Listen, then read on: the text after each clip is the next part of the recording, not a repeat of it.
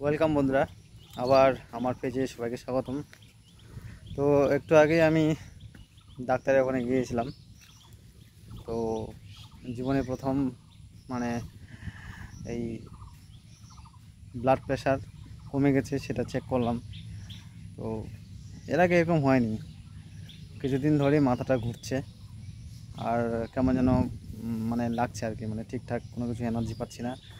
তো আমি BP check করলাম, তো দেখছি অনেকটাই নিচে চলে গেছে। তো জানি না কী কারণে, পরিশ্রমের কারণে না কী করছি, হয়তো ঠিকঠাক ঘুম হচ্ছে না রাতে, বা হয় না একটা সময়ে গেলে মানুষের অসুস্থ বিভিন্ন রোগ দেখা দেয়। তো আমার হয়তো কিছু মেনটেন করছি না নিজেকে, তাই হয়তো এরকম হচ্ছে। সো আগে আমি ভিডিওটা মানে করছি কারণ হচ্ছে যে আমাদের স্বাস্থ্যের দিকে আগে খেয়াল রাখা উচিত সবাইকে। কারণ স্বাস্থ্য যদি ঠিক না থাকে তাহলে আমরা যত টাকা ইনকাম করি না কেন তার কোনো কিন্তু ভ্যালু নেই। কারণ একবার যদি বড় অসুখ হয়ে যায় তাহলে লাখ লাখ টাকাও কিন্তু কোনো পাত্তা পাবে না আর কি। তো যদি ছোটোখাটো কারো অসুখ দেখা দেয় বা হয়, তো আমার যেটা সাজেশন হবে যে আপনারা বসে থাকবেন না, ডাক্তারকে দেখাবেন।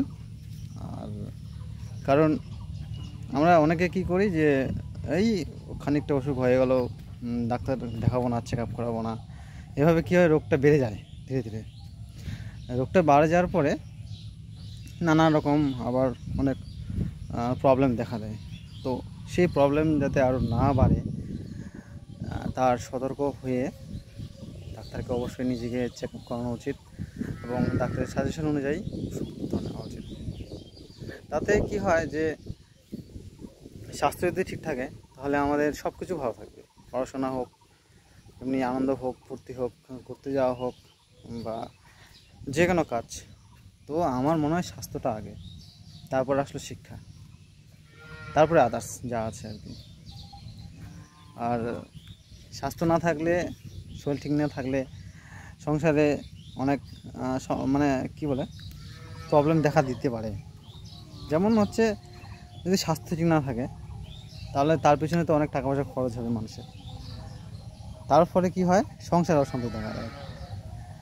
আর সংসারে যদি টাকা পয়সা না থাকে তাহলে তো আরও প্রবলেম। তো স্বাস্থ্যের দিকে খেয়াল রাখবেন। ছোট্টখাটো যদি কোনো অসুখ হয়, কোনো প্রবলেম হয়, তবুও আমি সাজেস্ট করবো যে স্বাস্থ্যের দিকে আগে প্রায়োরিটি বেশি দেবেন।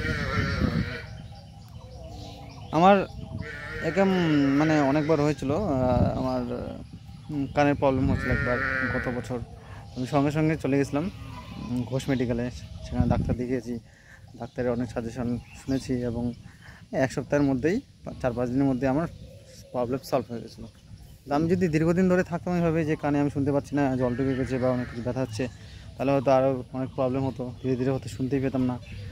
তো আমি সচেতন ছিলাম বলে সঙ্গে সঙ্গে ডাক্তারের কাছে চলে গেছি যে না, প্রথমেই আমাকে ডাক্তার দেখাতে হবে, যার প্রবলেম হচ্ছে হোক, আগে এই প্রবলেমটাকে সলভ করতে হবে, তারপরে অন্য কোথাও। তো কোনো যদি অসুখ হয় আপনাদের, তো সেটাকে আগে সলভ করার চেষ্টা করবেন খুব তাড়াতাড়ি, তারপর অন্যান্য কাজ করবেন। কারণ স্বাস্থ্য ঠিক হলে আপনার ফ্যামিলি ভালো থাকবে, সংসার ভালো চলবে, আপনি ভালো থাকবেন এবং কাজ করতে পারবেন সব কিছু। তো স্বাস্থ্যের দিকে আগে খেয়াল রাখবেন অবশ্যই। থ্যাংক ইউ, দেখা হচ্ছে নেক্সট ভিডিও।